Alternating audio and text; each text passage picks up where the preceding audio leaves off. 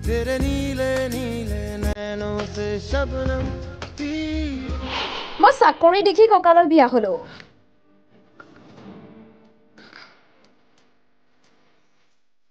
স্বামীৰ সৈতে ভিডিঅ' বনাই নিজেই দিলে কেপচন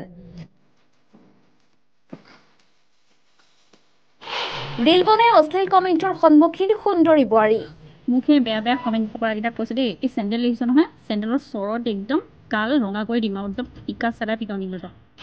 বোৱাৰীগৰাকীয়ে ৰীল বনালেই স্বামীক লৈ ইটিকিং বোৱাৰীগৰাকী আনলৈ পলাই যাব বুলিও কমেণ্ট একাংশৰ বৰ্তমান সময়ত শৰ্ট ভিডিঅ'ৰ জনপ্ৰিয়তা অধিক কণমানিৰ পৰা বৃদ্ধলৈকে বনাবলৈ লৈছে ৰীল ৰীলৰ জৰিয়তে জনপ্ৰিয়তা অৰ্জন কৰিবলৈ সক্ষম হৈছে বহু সামাজিক মাধ্যম ব্যৱহাৰকাৰীয়ে একাংশ সামাজিক মাধ্যম ব্যৱহাৰকাৰীয়ে ৰীল বনোৱাৰ নামত অশ্লীলতাৰ সীমা অতিক্ৰম কৰাও দেখিবলৈ পোৱা যায় বিশেষকৈ যুৱতী বোৱাৰীসকলৰ এই ক্ষেত্ৰত অধিক বিতৰ্কত থকা দেখা যায় ৰজি শইকীয়া নামৰ এগৰাকী বোৱাৰীও আৰম্ভ কৰিলে ৰীল বনোৱা প্ৰথমে ঠিকই আছিল বোৱাৰীগৰাকীও ধুনীয়া কিন্তু ৰীলত স্বামীক উলিয়াই সামাজিক মাধ্যমত ট্ৰলৰ সন্মুখীন হৈছে ৰজি শইকীয়া সেয়ে স্বামীৰ সৈতে ভিডিঅ' বনাই কেপচনত লিখিলে চাকৰি দেখি মই ককালৈ বিয়া হৈছো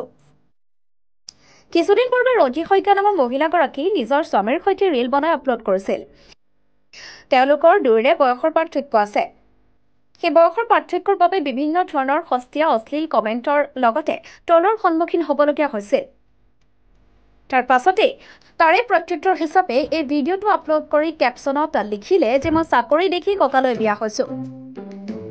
ৰজি শইকীয়াই স্বামীৰ সৈতে বনোৱা ৰীল ভিডিঅ'ত একাংশৰ কমেণ্ট এনেধৰণৰ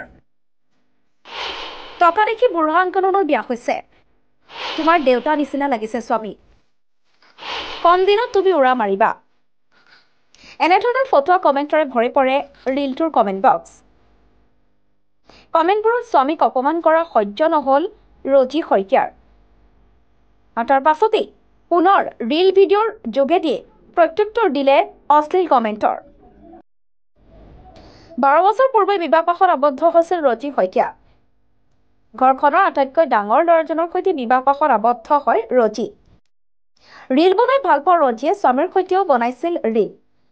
সামাজিক মাধ্যমৰ বিষয়ে একো নজনা তেওঁৰ স্বামীয়ে অজানিতে এনেই খাবলগীয়া হ'ল মানুহৰ গালি এণ্টাৰটেইনমেণ্ট ডেস্ক দ্য কাষ্টেডিয়ান